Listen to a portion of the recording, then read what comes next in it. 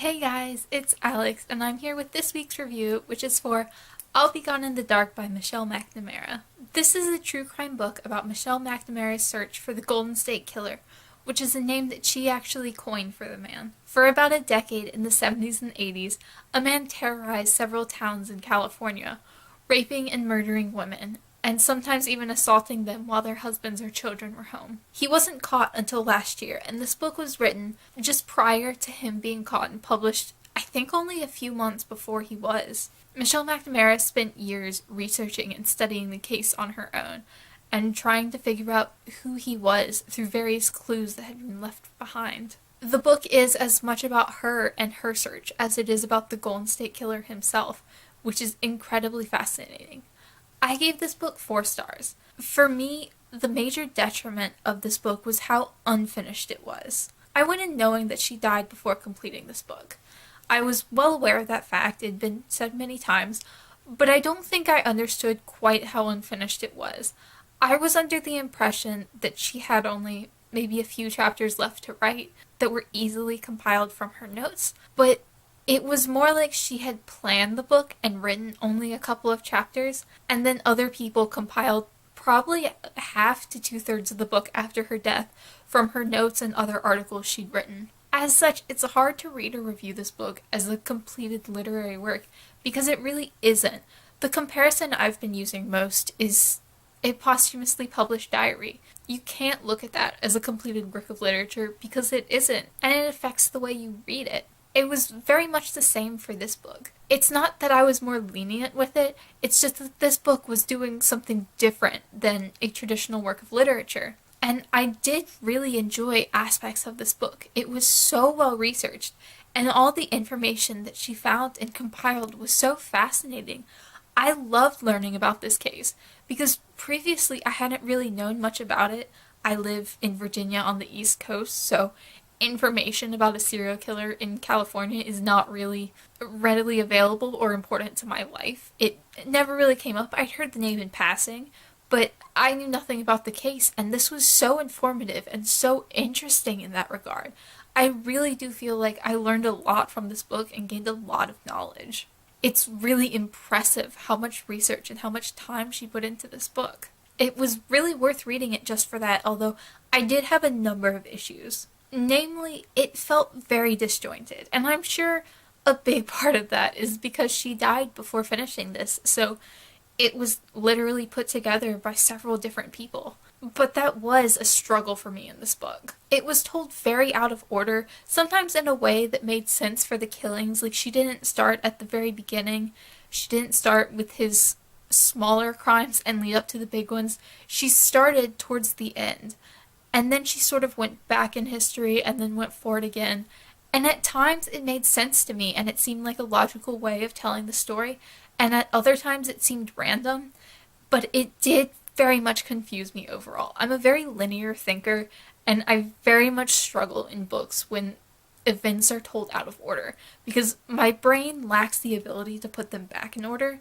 So that was a big difficulty for me with this book. I kind of wish that it had been told more linearly or at least in a simpler way so that I could follow along better because I never got a good grasp of in what order the crimes happened and what years they did and what crimes happened first or later or last. It was all kind of jumbled together for me. And that is something I do have particular struggles with, so I don't know that everyone else would necessarily struggle with that the same amount that I did, but for me, that was a very big deal.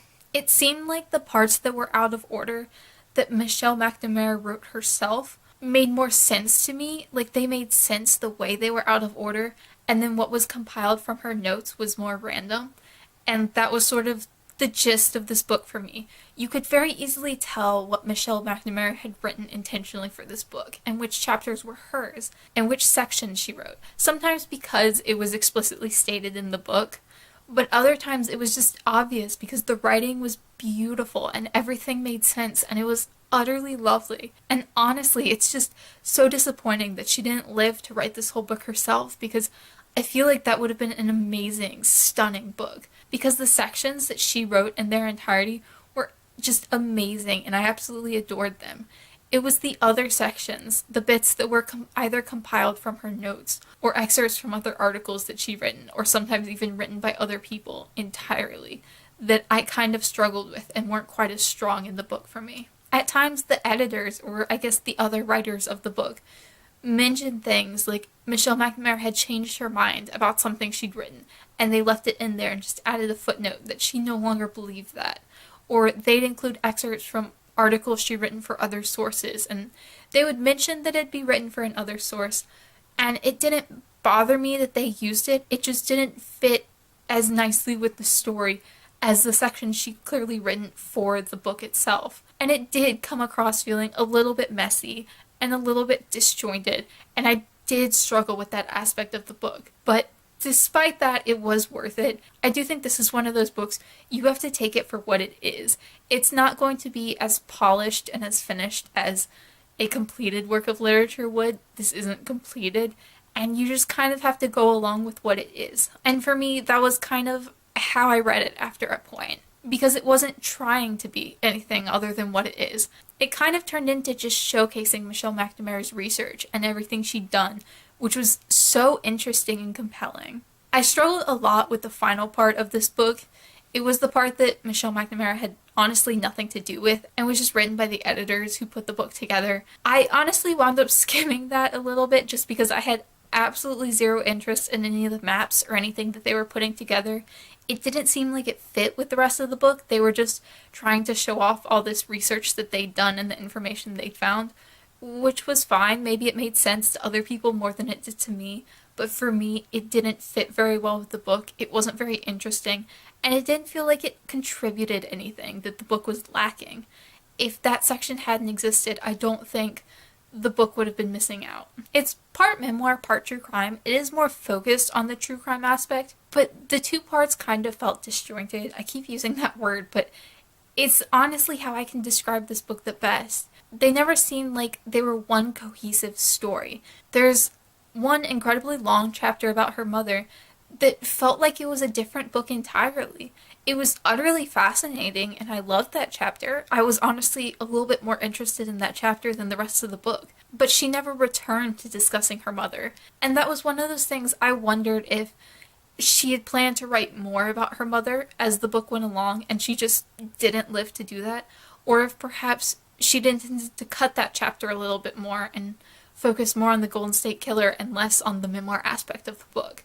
I couldn't help wondering what she had planned to do instead of what other people wound up doing with this book. In some ways, I had a similar reaction to this that I did to Truman Capote's In Cold Blood, in that it felt excessively detailed at times. And I loved that in some ways. It was fascinating to learn all these details about something. But at other times it felt very overwhelming, like I was being smothered in all these details that didn't really matter. And I didn't have quite as strong a reaction as I did to In Cold Blood, but I still felt like it needed to be edited down just a little bit more. Like there was just a little bit too much information that was completely unnecessary, particularly when she was going into, say, the history of a town that didn't have anything to do with the Golden State Killer. It felt excessive and unnecessary, but that's just my taste. I felt like it was a little bit too much at times. It is hard to complain about that because it did wind up feeling very illuminating and atmospheric. It was just, at times, the details did get a little bit too overwhelming for me. Overall, I did really enjoy this book. It was so worth it to me, and so interesting to learn about this crime, or this spree of crimes, this decade-long period where this rapist and killer was active in California, just terrorizing people that I hadn't known anything about, apart from hearing the name in passing. I honestly wound up doing a lot of research while reading this book about the killer, and it was kind of scary how accurate Michelle McNamara was in a lot of her theories, because the killer was caught just after this book was written. I think a matter of months. The information is now out there. So it's interesting when she talks about where she assumes he went to school or where he worked, and then to do that research and find out that she was right. That is where he went to school. That is where he worked. He was in the military. He was a policeman. And it's so fascinating to learn these things after the fact. I do think going in, you need to know how unfinished this book is, because it's not a little bit unfinished. At one point, they say she died midway through writing this book, and I kind of believe them because it feels like she had a structure set up and she'd written a few chapters, but she hadn't gotten all the way through. She hadn't written large sections, and there are clearly large sections of this book that she either didn't write at all or were pulled from other writings that weren't intended specifically for this book. And I do feel like it was lacking a little bit in that way and how disjointed it felt.